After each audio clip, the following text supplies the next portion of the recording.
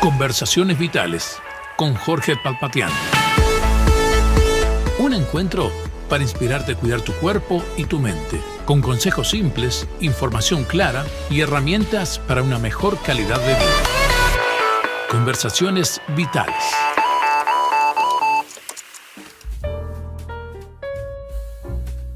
¿Qué tal, amigos? Nuevamente con usted en Radio El Libertador. Estamos habitualmente los días jueves por la tarde, con repetición los días domingo, en Radio El Libertador, desde Vergara, departamento de 33, y a todo el país y así también a todo el mundo hispano a través de Internet. Tenemos nuestro sitio web también, donde usted puede comunicarse con nosotros, y disponemos de un canal de YouTube que se denomina Conversaciones Vitales con Jorge Palpatián. Y allí tenemos una serie de temas relevantes que semanalmente estamos compartiendo con usted. Y lo hacemos habitualmente con diferentes especialistas, diferentes personas que tienen una expertise en alguna rama del saber, y hemos invitado a muchas personas y profesionales de diferentes partes de América Latina y Europa. Pero hoy seguimos con uno de los temas también de mucha actualidad, de relevancia para nuestra sociedad, que tiene que ver con un libro que publicó la editorial ACUPS, que se denomina Identidad en Desarrollo. Este libro es una guía clínica, una guía familiar sobre infancia, adolescencia y disforia de género. Tiene el objetivo de dirigirse hacia padres, docentes, así como también profesionales que especialmente buscan claridad en un tema tan oscuro, con tanta confusión, con tanta novelería desde el punto de vista de la curiosidad. Porque quiero decirle algo, desde el punto de vista profesional, los primeros 7 años de mi vida como médico he atendido muchos niños a través de pediatría, y lo hemos hecho a través de guardias, a través de consultas, a través de internaciones que hemos podido trabajar en diferentes hospitales. Pero quiero decirle algo, y le estoy hablando de hace 30 años aproximadamente. En cientos y miles de niños que hemos podido atender, no hemos tenido consultas en pediatría general. No hemos tenido consultas acerca de padres que han venido especialmente preocupados por niños, por sus hijos, que tienen alguna confusión acerca de su identidad. Es decir, entienden que su sexo percibido es distinto a su sexo biológico. Eso, desde el punto de vista estadístico, hace 30 o 40 años era una excepción. Y yo particularmente, luego de ver a miles de niños en consulta, le puedo decir que no he visto casos de padres que me han referido esa preocupación y ese motivo de consulta. Sin embargo, pasados 30 o 40 años, hoy puedo decir que lamentablemente hay un aumento significativo, relevante, del número de niños que quieren ser niñas y del número de varones que quieren ser niñas, y viceversa, niñas que quieren ser varones. Entonces uno se pregunta qué pasó. Nosotros en programas anteriores hemos analizado algunos factores externos y unos factores internos que desembocan, que predisponen esta situación. Dentro de los factores internos hemos hablado, por ejemplo, algunas experiencias psicológicas, emocionales, trastornos del neurodesarrollo, situaciones de depresión, de angustia, situaciones en las que puede haber, por ejemplo, trastornos del espectro autista, situaciones y traumas familiares. Podemos describir el abuso sexual, podemos describir el rechazo hacia el padre del mismo sexo, lo cual no quiere decir de que todo niño abusado va a ser un disfórico de género, va a tener un trastorno de la identidad, de ninguna manera.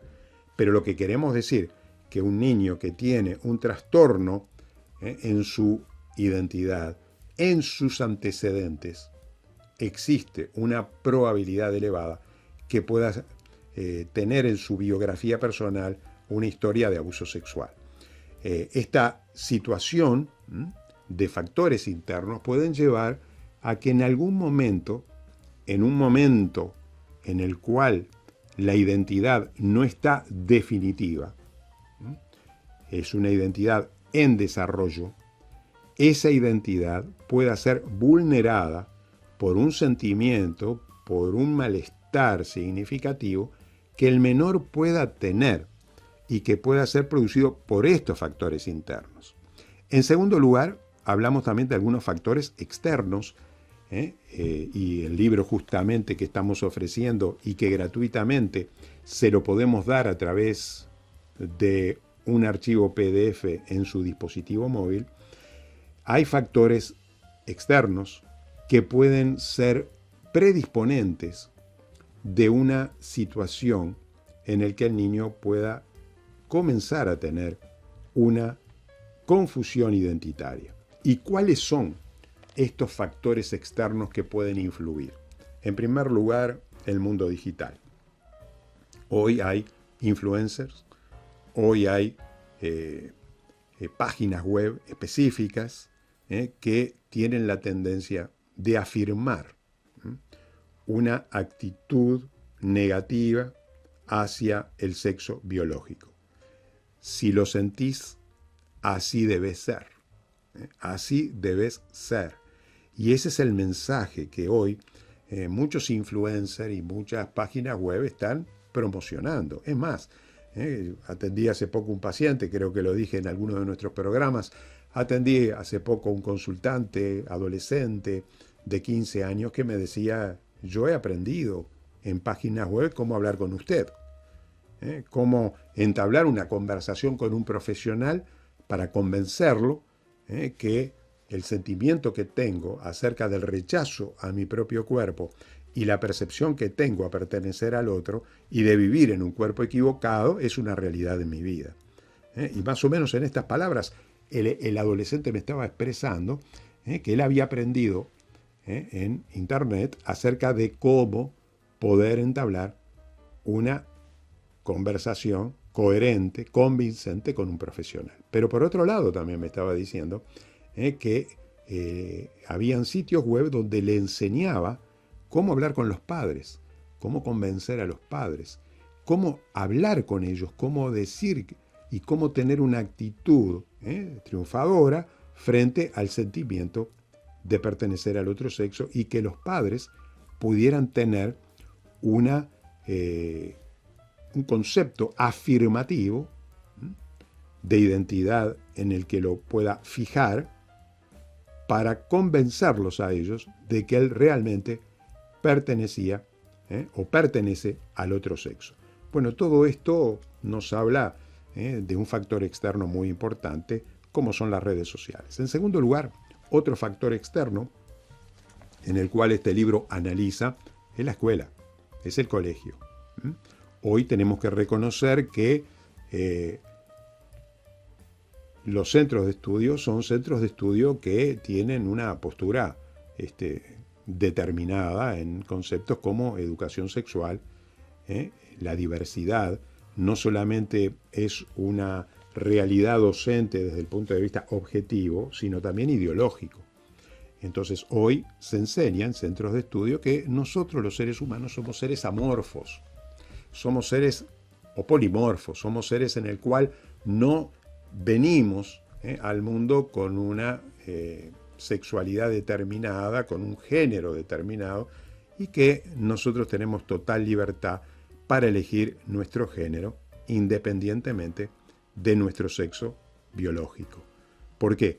Porque los genitales no atan nuestro género.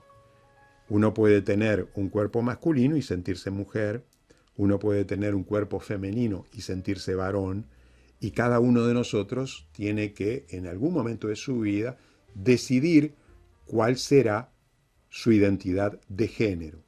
Una identidad de género que debe ser elegida. Y los centros de estudio promueven esto si se basan en una forma de pensamiento en perspectiva de género.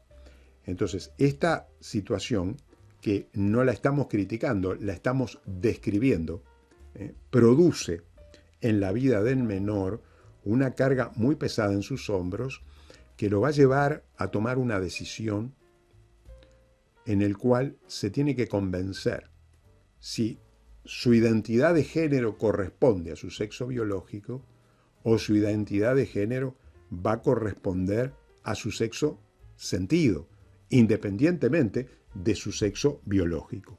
Bueno, esta situación es una situación muy influyente, porque hoy se le va a enseñar a través de la educación sexual impartida en centros de estudio, basada en perspectiva de género, esta forma de ver la sexualidad.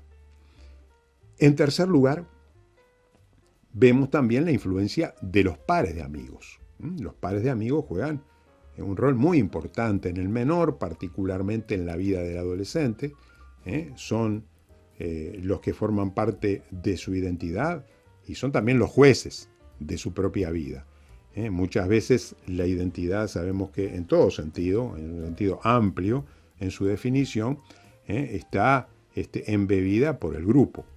Lo que piensa el grupo es lo que él piensa. Lo que hace el grupo es lo que él hace. Y todas estas influencias externas producen una incertidumbre, una forma de duda en el cual el menor en algún momento se pregunte: ¿y cuál será mi género? Porque yo lo tengo que elegir. Esa situación lleva a que frecuentemente en estos casos los hijos consulten y presenten el problema a sus padres, se sientan, como decimos, se sientan, agachan la cabeza, agachan sus ojos y dicen: mamá, papá, yo no estoy conforme con mi cuerpo. En este momento estoy confundido y yo no sé si soy un varón o una niña. Ahora, cuando nosotros recibimos esta concepción, esta forma de ver al menor, evidentemente que hay un tsunami en la mente y en el sentimiento de todo padre, de todo progenitor que recibe una declaración de parte de su hijo o su hija a quien ama, y evidentemente esto descoloca la vida del adulto. Cuando uno se encuentra ante esta situación, se va a enfrentar a la gran pregunta: ¿qué hago ahora? ¿Qué hago ahora? Entonces, una de las cosas que podemos atinar es consultar con un profesional. La consulta con un profesional. Se consulta con un pediatra, se consulta con un psicólogo, pero debemos de saber que como este tema está embebido de connotaciones ideológicas, también debemos de tener precaución, cuidado, tenemos que prestar atención cuál es la forma de trabajo que pueda tener un profesional.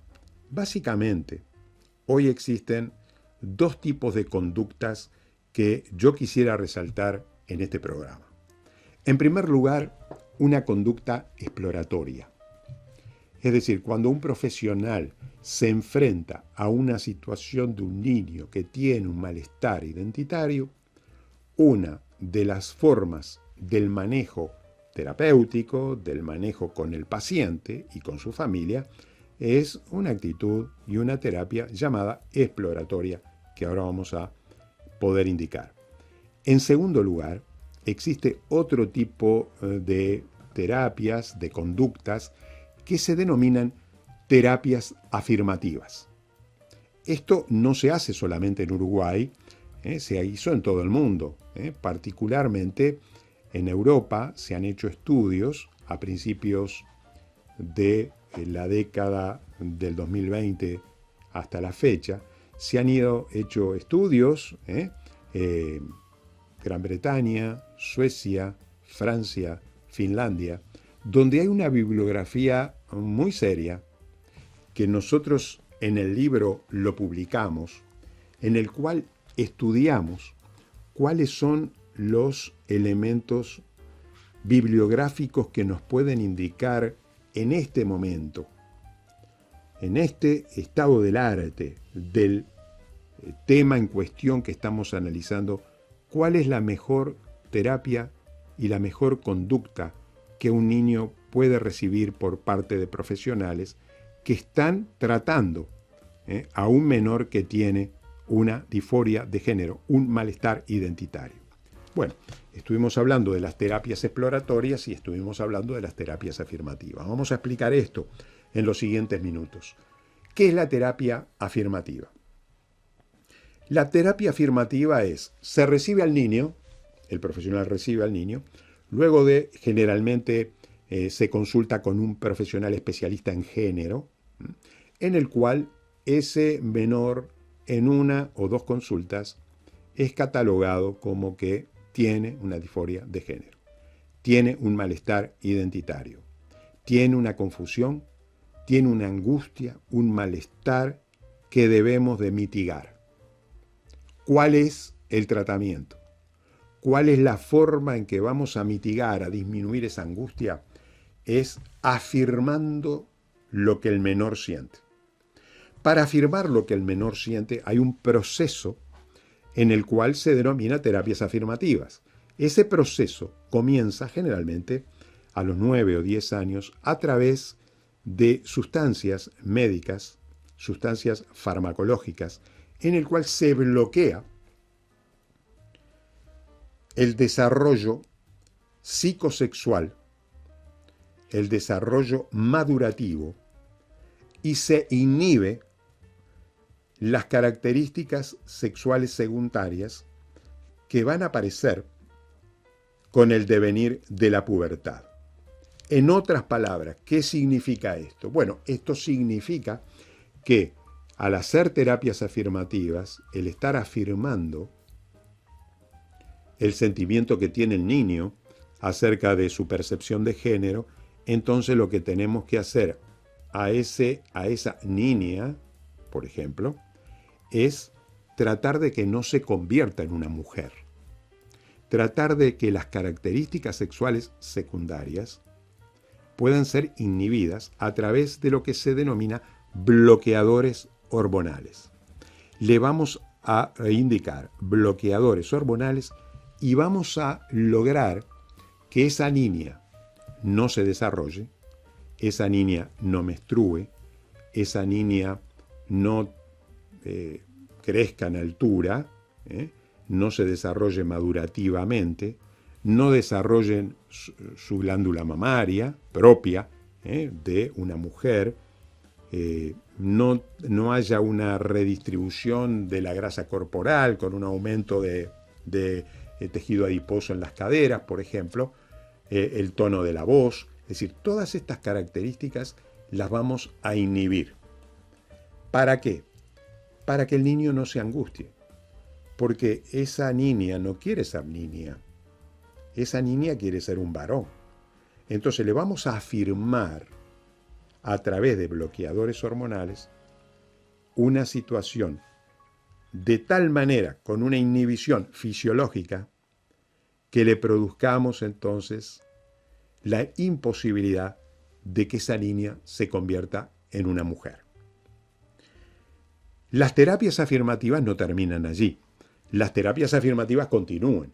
Si esa niña a los 16 años, luego de recibir un control periódico desde el punto de vista psicológico, desde el punto de vista endocrino y desde el punto de vista pediátrico, tiene ese sentimiento que prosigue con ese malestar identitario, que realmente no quiere de ninguna manera ser una mujer, entonces a partir de los 16 años le vamos a empezar a dar hormonización cruzada, es decir, hormonas que le corresponden a su sexo biológico, no, hormonas que le corresponden al otro sexo, es decir, esa niña, prosiguiendo con este caso, esa niña que la inhibimos de ser mujer, a partir de los 16 años, si tiene ese mismo sentimiento, entonces le vamos a empezar a dar testosterona. ¿Y qué es la testosterona?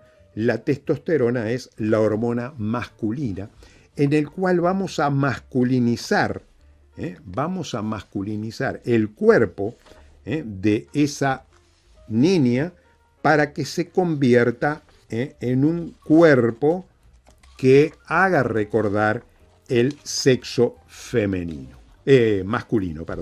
Entonces, con estas características, se ha llegado a la conclusión de que, por ejemplo, en el Reino Unido, luego de realizar tratamientos afirmativos con bloqueadores hormonales, con hormonización cruzada, se ha llegado a la necesidad de poder estudiar a estos niños a lo largo del tiempo acerca de si realmente este tipo de tratamiento ha ocasionado beneficios o perjuicios en la vida del menor.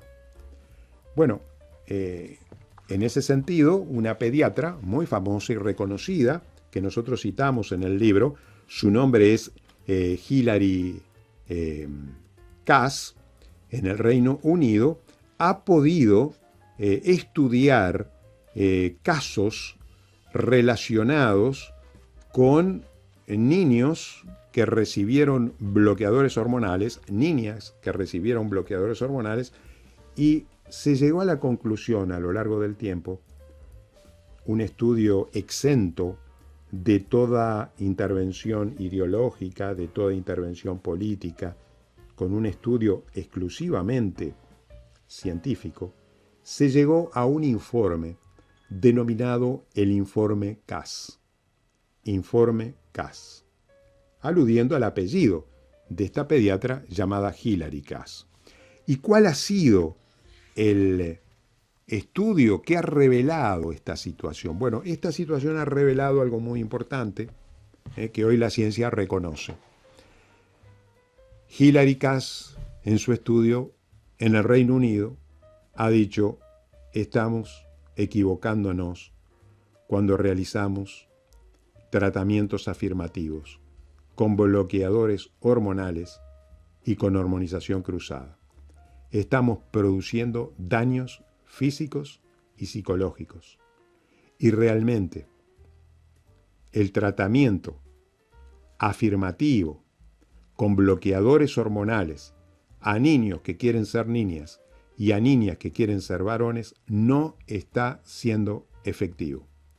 Fue tan gravitante en años anteriores esta declaración exenta de toda influencia ideológica, que ha traído como consecuencia el cierre de la única clínica en el Reino Unido que existía haciendo terapias afirmativas, llamada Clínica Tavistock.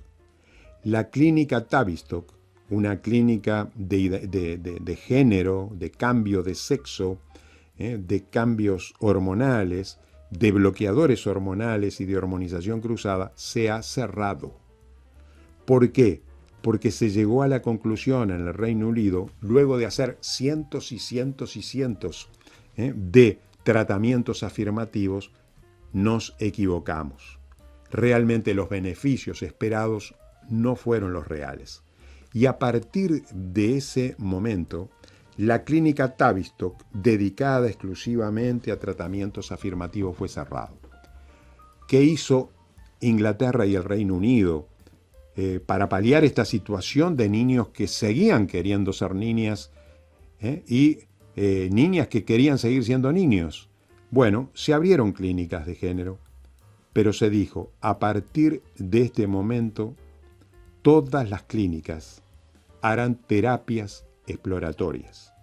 ¿Y qué son las terapias exploratorias? Vamos a suspender y va a ser la excepción de las excepciones que nosotros comencemos a partir de estas nuevas clínicas que se han generado en el Reino Unido a hacer tratamientos afirmativos con bloqueadores. No lo vamos a hacer porque trae consecuencias negativas desde el punto de vista físico, desde el punto de vista psicológico, desde el punto de vista endocrino, desde el punto de vista pediátrico, desde el punto de vista de la salud adulta.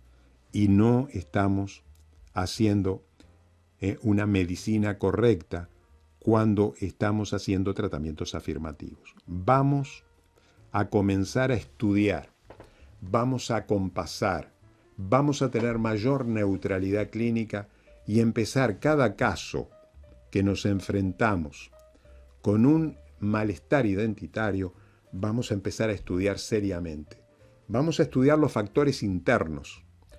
¿Tiene algún problema psicológico? En la biografía personal, ¿hubo una historia de abuso? ¿Hubo una historia de rechazo a su padre biológico? ¿Hay un problema vincular, separación, divorcio, que haya generado un trastorno vincular entre los progenitores y entre los hijos que ha generado este tipo de conducta? Vamos a ver la influencia de las redes sociales. Vamos a ver la influencia de la escuela. Vamos a ver la influencia de los pares de amigos. Y vamos a tratar de acompasar a ese niño, de no apurarnos, porque sabemos estadísticamente que si no lo tocamos, ese niño a los 25 años va a ser heterosexual y va a identificarse con el sexo biológico que le correspondió desde el nacimiento. Por lo tanto, esto estadísticamente, si ocurre en más del 80% de los casos, vamos a acompañar, pero no vamos a acelerar ningún proceso terapéutico afirmativo. Y hoy, lamentablemente, todavía en nuestras latitudes, seguimos promoviendo una actitud afirmativa que ya Europa lo dejó. Suecia lo dejó, Finlandia lo dejó, Francia lo dejó, el Reino Unido, por supuesto. Y desde Europa tenemos que ver los que tienen más experiencia que nosotros. Y evidentemente tenemos que ver y analizar cuánto de nuestras actitudes profesionales que tendemos a una terapia afirmativa tienen una base estrictamente ideológica, de militancia teórica, pero que no necesariamente favorecen la clínica de quienes a nosotros nos consultan. Y por ese motivo, hoy debemos de reflexionar sobre esta situación. No negamos la diversidad sexual, no negamos el malestar identitario, no negamos la confusión que un menor pueda tener sobre su sexo biológico. Lo que estamos analizando y lo que estamos promoviendo de alguna manera es revisar cuál es la actitud terapéutica que nosotros vamos a emplear.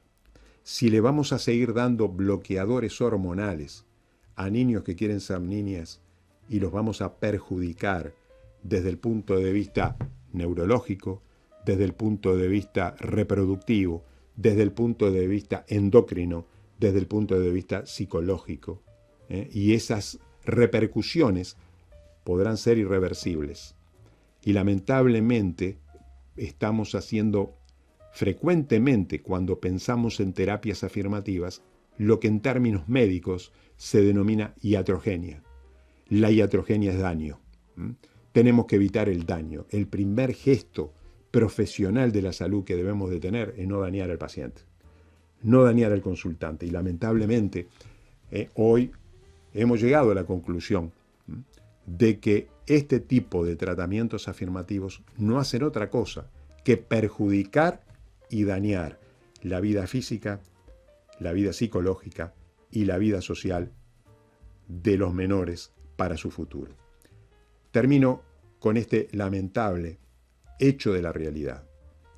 Las terapias afirmativas que llevan a bloqueadores hormonales y a tratamientos de hormonización cruzada producen en la vida de una persona una expectativa de vida menor de 25 años que una expectativa de vida de aquellas personas que no reciben este tipo de tratamiento. Ninguno de nosotros como padres quisiera ver a su hijo vivir 25 años menos, estadísticamente, porque estos son hechos de la realidad, con su hijo por darle este tipo de tratamiento.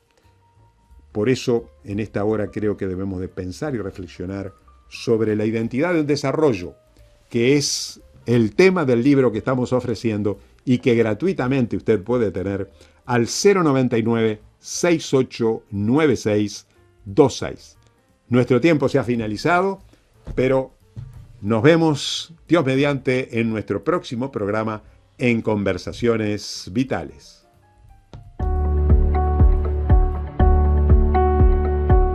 Desde Vergara y para todo el mundo. Una radio con propósito. Una radio con visión. Una radio para todos. El Libertador, 1210 AM.